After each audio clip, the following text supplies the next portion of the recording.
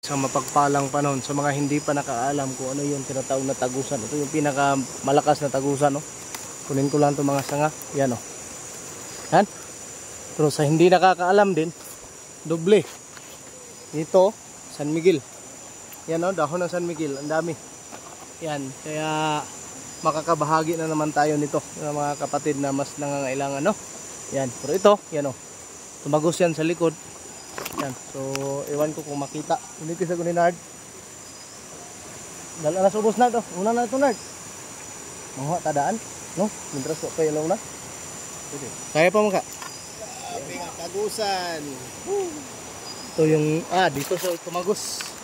Yan, tagos. Sabi yung tagusan, laki ng puno. Yan, tapos yun ang San Miguel na. Muna yung babae, bro. Yan. San Miguel. Yan. So, isang niyog to tadaan. Saka lang tadaan niya. Ito, mga tadaan. Mga lang tadaan. Yan. So, Sundang. Sundang mo na. ayoy. Oh, lagi. Dahon ra gyud itong kuha.